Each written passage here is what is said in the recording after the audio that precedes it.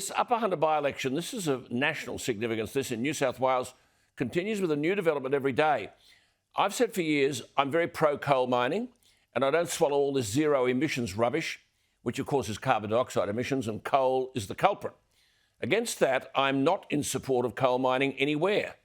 I've campaigned for years in relation to this mob Shenhua, Chinese-owned, on the Liverpool Plains. Not some of the best farming land in the country, some of the best in the world. Yet here were Shenhua with a proposal for 3 mine pits, 35 square kilometres, do you mind? And they had bought 21,500 hectares of the best land in the world, black soil plains. This battle's been going on for over 6 years.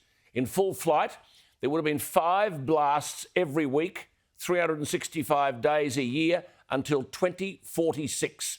Blow up the ridges. No one could ever tell us what would happen to the water. This was an open-cut mine going 300 metres into the ground. The aquifers are 30 metres deep. You'd have to go through the aquifers to get to the coal. I remember battling with Michael Baird as Premier, who kept on saying that the black soil plains were off-limit. But on the government's own maps that I saw, the Shenhua project is on gazetted flood plains. And we're not even mining for quality coal, by the way. It's a rankly inefficient project, 100 million tonnes of dirt to produce 10 million tonnes of coal.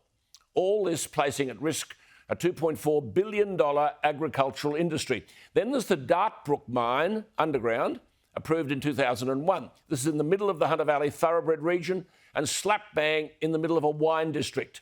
Now, I'm not keen on these unelected outfits, but back in 2019, the New South Wales Independent Planning Commission knocked back a proposal for a 5-year extension of the mine.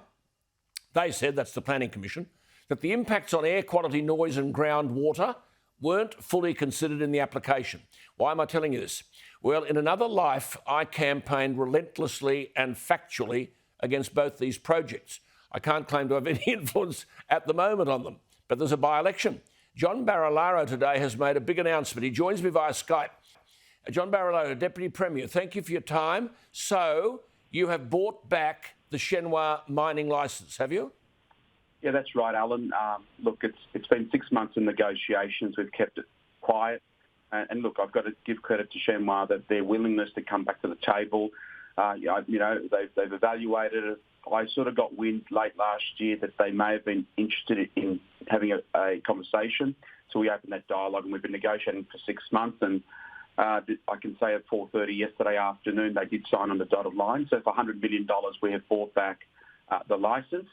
That will extinguish the licence. Right. So the development consent is withdrawn. Yes. I mean, what is you mentioned the cost of the buyback, but given that they had bought 21,500 hectares of the best land, who now owns it? You, the government? No, we don't own all the land. We own 6,500 hectares of land that's got strong biodiversity, of course, koala habitat and especially some Aboriginal heritage. The rest of the land will go back to market. And I can tell you already, we've been inundated with people that are interested, farmers to come back into the region.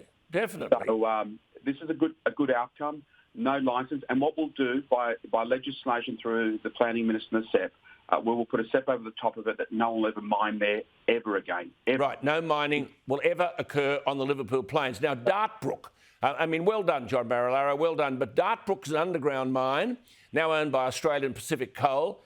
It used to be a Tinkler outfit. Now, they wanted to extend the life of the mine.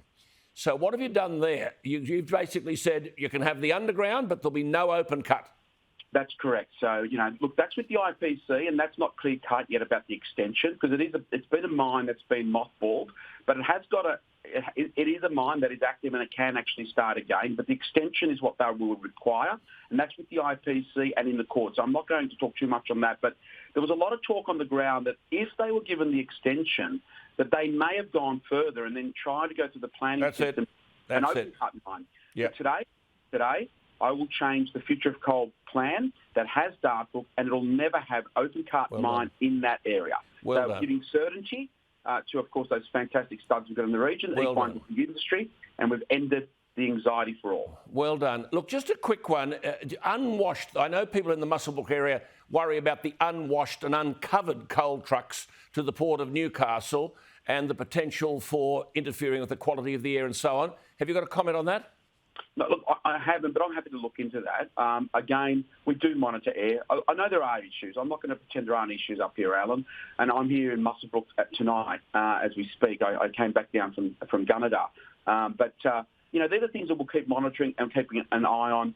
There's no question we've got to find the balance. And as you rightly said, there are areas in this state we can mine, that we have been mining, but there are areas that we've got to protect because communities have grown.